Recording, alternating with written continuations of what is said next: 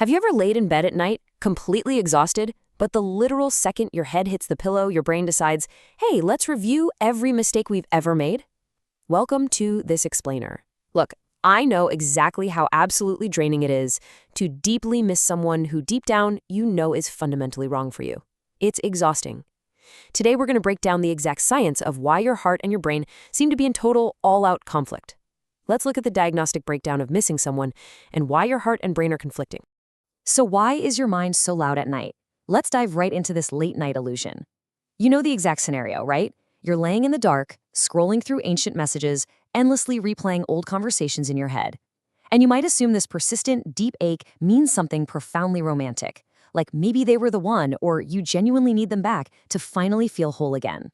But here's where we hit a really harsh psychological contrast between the romantic myth you keep telling yourself and the actual clinical reality. We're totally wired to believe that missing someone equals needing them.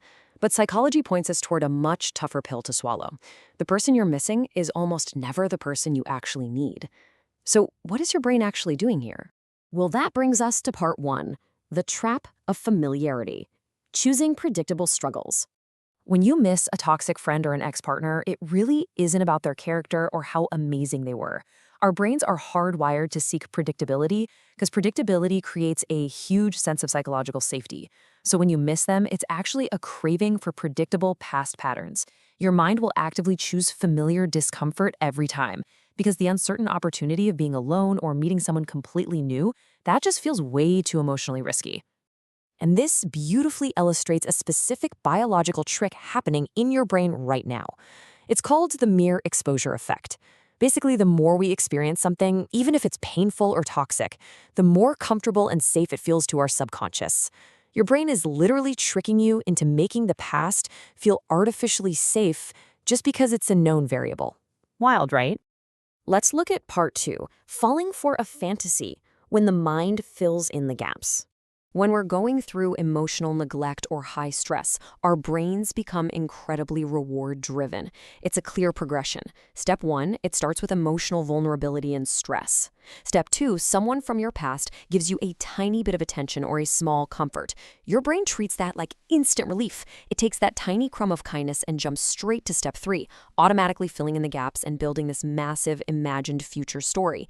You emotionally committed early just to reduce your own anxiety. Because of this early obsession, it is absolutely crucial to realize that you're in love with a fantasy. You're fundamentally ignoring the painful facts of reality. When you miss them, you're not missing the actual relationship. You are replaying imagined experiences and limitless possibilities. You're basically staring at a mirage rather than facing the actual painful facts of how they consistently treated you. Okay, moving on to number three, escaping your present self, the craving for a clean slate. Sometimes you don't actually miss the person at all. Instead, you're going through what psychologists call identity exhaustion. You've just become completely worn out by the version of yourself connected to your current stressful situation. Your daily routine feels way too heavy, and your brain starts actively craving a new self or a quick escape from your present emotional discomfort.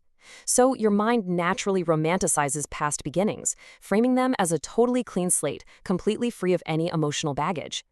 I want you to really let this sink in. You miss who you were, not who they are.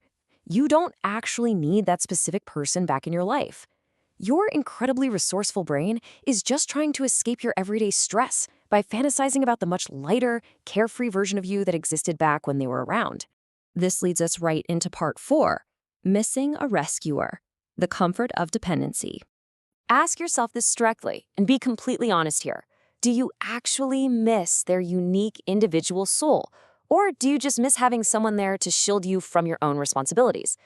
For a lot of us, the attachment is built entirely on a habit of dependency. In emotionally immature dynamics, we get super comfortable letting others carry the heavy adult responsibilities that we really should be carrying ourselves. We want the total independence of adulthood, sure, but we kind of want to dodge all the consequences. A mature connection means carrying your own adult responsibilities and accountability. Relying on someone else to clean up your mess feels incredibly comfortable in the short term, but childish dependency permanently stunts your growth and traps you in a cycle of avoidance. Number five, breaking the overthinking loop, the deep feeler's false attempt at control. Are you a deep feeler? Someone who is hyper attentive to micro shifts in behavior, forms emotional attachments incredibly fast, is a constant meaning seeker, and spends massive amounts of time reflecting. If you identify with these traits, those suppressed emotions are inevitably going to rise right to the surface the exact second you put your phone down at night and those daily distractions disappear. Your brain then kicks into this intense overthinking loop, replaying conversations and agonizing over what you should have done differently. But here's the secret. Your overthinking loop is a false attempt at control. You mistakenly believe that if you just analyze, double-check, and rehearse the situation enough times in your head, you can somehow magically resolve the pain of rejection and prevent any future disappointment. But in reality, it just keeps you hopelessly hooked on someone who has already moved on. Finally, part 6. The psychological wake-up call. Moving toward true adulthood. Look, true healing isn't some romantic movie montage where everything gets magically fixed over a weekend. The reality of true growth is that it's repetitive, it is painfully slow, and it is almost always emotionally uncomfortable. It requires a high tolerance for uncertainty. You literally have to act and move forward even when you have absolutely no guarantees about the results. You absolutely must strip away the illusion here. The person you miss is merely a symbol of familiarity and safety. They are a psychological fantasy your mind constructed entirely to protect you from the pain of the present moment. They aren't your ultimate destiny, they're just a symbol your brain is using to avoid discomfort.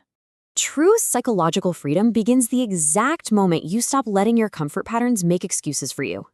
You have to step up and take absolute ownership of your emotional future. No more waiting around for a rescuer, and definitely no more hiding in the safety of a past that honestly wasn't even good for you to begin with. Once you understand these hidden psychological patterns, you're no longer just a passenger to your own subconscious. You actually have a choice now. Are you going to stay safely trapped in a predictable, comfortable fantasy, or will you step up and take control of your reality? Think about it tonight. Now that you understand the hidden psychology of your mind, what uncomfortable step will you take tomorrow to finally let go?